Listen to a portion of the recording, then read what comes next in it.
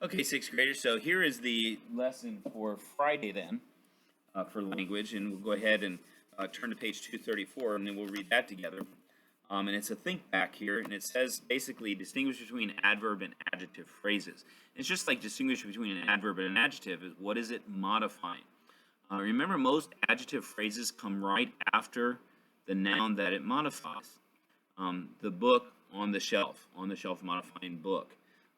The boat in the water modifying boat.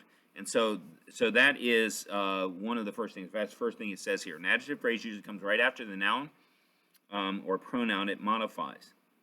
An adverb phrase which modifies an adjective or adverb usually comes right after the word it modifies. So if it's an adjective or an adverb, then it comes right after the word it modifies. And by the way, I was thinking about that other sentence, the one on number 4. Nothing is impossible. That is, with God, is an adverb phrase modifying impossible, which is an adjective. It has to be an adjective there in order to modify. Yeah, because it doesn't answer the question what. There's no question what. It'd have to be impossible and nothing. So I still have to think about that one. I'm not quite sure of that. I'll ask Mrs. Jones. She's much better at English than I am, and in a higher level anyway. And, well, she probably is better in English as well. In any case, it says an adverb phrase which modifies the verb can come anywhere in the sentence, but should make sense when read after the verb. So they're going to give you some examples here, and we'll continue on here in a minute, though. It says a prepositional phrase at the beginning of a sentence is usually an adverb phrase modifying the verb. So if it's at the beginning, almost always it's going to be modifying the verb. So those are some hints that you can have. In fact, it would be good for you to write those down on a card. Write them down, and then you have that as a tool to use when you're doing your exercises. I know some of you just hate doing it. You just want to get through it. You don't care.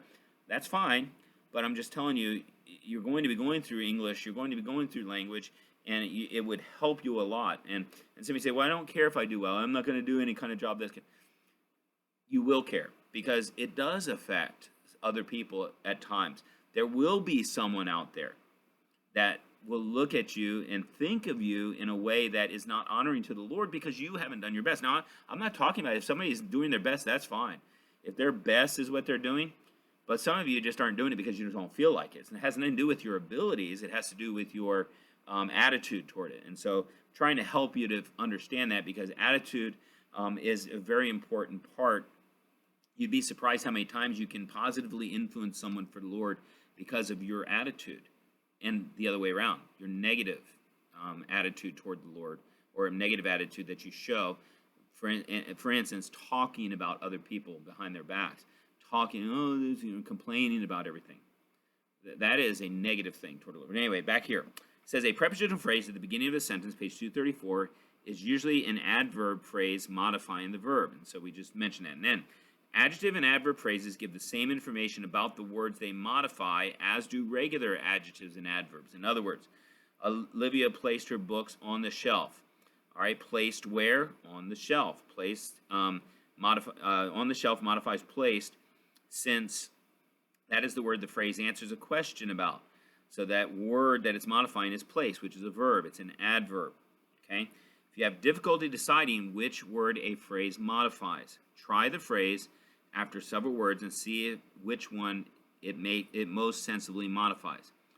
Is it Olivia on the shelf? No, you know that.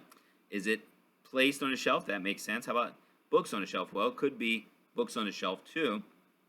Placed on a shelf makes the best sense, though, with the meaning of the sentence, because she didn't books on the shelf. She placed her books placed where on the shelf. And so you go through that process. After a while, you'd be surprised how quickly you pick up on it. It's really not too difficult. So it says when you have two or more phrases in a row, a following phrase may modify the noun or pronoun object before it. In a stable is one phrase. In Bethlehem is another phrase. Christ was born. Okay? Remember, though, both of those are at the beginning of the sentence. So what would that tell you? Remember the hint from up there? It says that an adverb phrase which, I'm trying to look for where it was. An adverb phrase which modifies a verb can come anywhere in a sentence, but it was something about an adverb phrase that's at the beginning of the sentence most likely modifies the verb. And so in these two, Christ was born, okay? Was born is your verb. No, born, yeah, was born is your verb. Born, I believe that's right. And in a stable, was born where? In a stable, where? In Bethlehem. Okay? In a stable in Bethlehem. And a stable comes at the beginning of the sentence and modifies the verb born. In Bethlehem is an adjective phrase modifying stable. All right? And so in Bethlehem, so the word stable there, which is the last part of that adverb phrase, stable, in a stable, that's your object preposition, that is modified which stable? In Bethlehem. Or what I guess it's which one is what they're saying.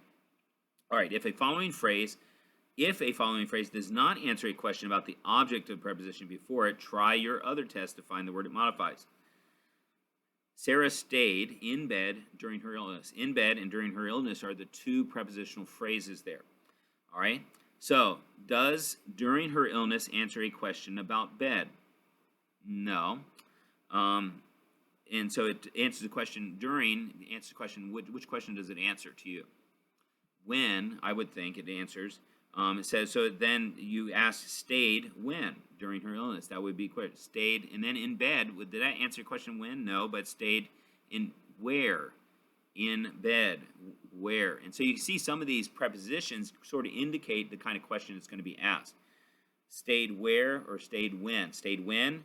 During her illness. Stayed where? In her bed. So both of those are prepositional phrases that are modifying the word stayed. And that's, like I said, it's a process. You got to go through, you got to really work at it. And so on the next page, all right, first thing you're going to do on Think A, and this is what I want you to do, is I want you to underline all of, and this is what it says, number one on Think A in 235, underline all the prepositional phrases in the following sentences. Okay, so modify or underline all of them. Then you have to identify whether it's an adjective or whether it's an adverb. Remember some of the things that it answers. Remember, these two in particular are going to help you more than anything. An adjective phrase will come right after the noun that it modifies, almost always. An adverb phrase at the beginning of the sentence, in your sense, the beginning of the sentence, is almost always going to modify the verb. Okay, so those two hints will help you.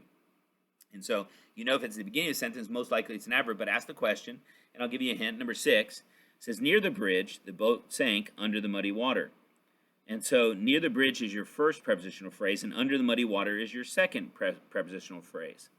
So, near the bridge, does that modify sank? Boat is your subject, sank is your verb. Sank where? Near the bridge. Sank where? Under the muddy water. So both of those are adverb phrases, and so you want looking for those type of things and doing that as your example there. Now for part B, okay, I'm looking at part B, what it has you having you do. I'm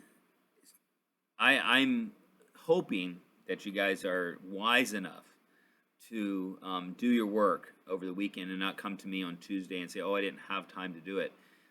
Because I will then, at that point, if anybody does that, and so it would be wise for you, if you watch this video and you're afraid somebody in our class is not going to watch it and listen, I will count it as a 0, and I will automatically count this as a lesson that counts for points. Because it's kind of silly and ridiculous that is happening, and so I'm going to avoid that, or I'm going to reward those who get rewarded for not doing what they're supposed to do. So, on Think B, this is what you're supposed to do. It says there are two prepositional phrases in each sentence below. Draw a circle around each phrase. Mark each phrase adjective or adverb and draw an arrow to the word each phrase modifies. I'll give you an example. The soldiers, which soldiers of fortune? Again, adjective phrase coming right after the noun. And so you can see it modifies that word soldiers. Marched where? Into the city. You notice that a lot of the adjective phrases start with of. It would be talking about, I guess it's not really necessarily, I was thinking that certain words would indicate certain type of phrase, but it's probably not true because you can think of all kinds of different ways. But in any case, this is, so it says you want you to do that, okay? Now, you're going to do that for all evens. But also at the bottom, you're going to diagram the evened ones. So do not miss that. Okay, make sure that you do that. All right, that's it. That's your assignment, and that would be for tomorrow. For those of you that get it done today, you can get it done today, and don't have to worry about it over the weekend. But remember, if somebody does not do it, and for those of you that, if you think you're going to do it haphazardly, well, if somebody doesn't do it, we're going to check them, and so then it's going to count for points. So don't do it haphazardly, because you may, well, I got it done, but then if nobody else does it, then it's not going to work very well. And I'm going to ask you guys to show me the assignments as well, so we can work on that. All right, and then we'll start counting things for points after this, because now we've got a little bit more practice in everything that we're doing. All right, well, that's it, and have a good, enjoyable Memorial Day weekend.